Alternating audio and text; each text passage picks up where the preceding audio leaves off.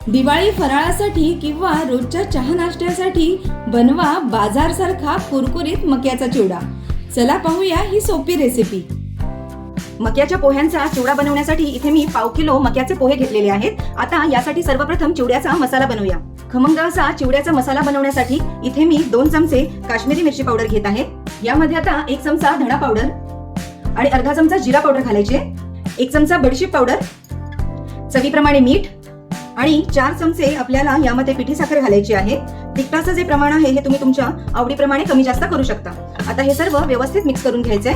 मक्याच्या पोह्यांचा चिवडा बनवण्यासाठी खमंग असा मसाला तयार आहे। जर तुम्हाला चाट मसाला आवडत असेल तर तुम्ही यामध्ये नक्की घालू शकता।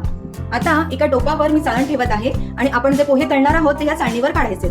एका कढईत मी तेल छान गरम करून घेतलेलं आहे आणि आता थोडे थोडे हे मक्याचे पोहे घालून ते असे व्यवस्थित फुलेपर्यंत आपल्याला तळून घ्यायचे। हे पहा, हे पोहे आता छान फुललेले आहेत।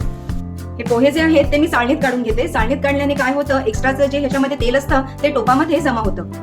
हे पहा, सर्व पोहे मस्त असे कुरकुरीत मी तळून घेतलेले आहेत आणि हे गरम असतानाच एका मोठ्या परातात काढून घेतलेले आहे। आता या गरम पोह्यांवर हा जो मसाला बनवला होता तो घालूया। पोहे गरम असतानाच आपल्याला हा मसाला यामध्ये असा मिक्स करून घ्यायचा आहे। पोहे गरम असतानाच आपण जेव्हा हा चिवड्याचा मसाला यामध्ये मिक्स करतो त्यावेळी हा पोह्यांना अगदी व्यवस्थित छान असा लागतो।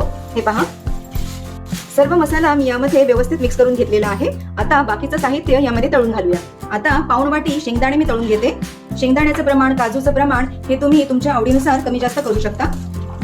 हे शेंगदाणे कुरकुरीत होईपर्यंत आता आपल्याला फ्राय करून घ्यायचे। तुम्ही बघू शकता शेंगदाणे मी छान कुरकुरीत होईपर्यंत असे फ्राय केलेले आहेत। आता हे शेंगदाणे मी काढून घेते।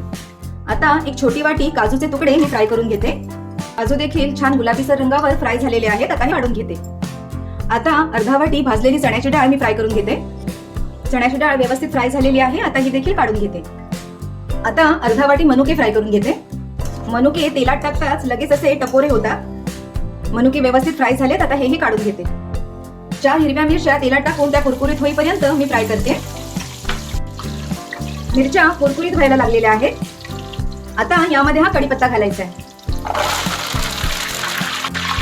आणि आता हे सगळं कुरकुरीत होईपर्यंत फ्राय करायचंय। तुम्ही बघू शकता कढीपत्ता आणि मिरची छान कुरकुरीत फ्राय झालेली आहे। आता ही मी काढून घेते। आता या मक्याच्या चिवड्यामध्ये मी बारीक बेसनाची शेव घालत आहे। याने चिवडा फार छान लागतो आणि त्याचबरोबर हे तळलेलं सर्व साहित्य या चिवड्यामध्ये घालायचंय आणि आता हे सगळं व्यवस्थित मिक्स करून घ्यायचंय।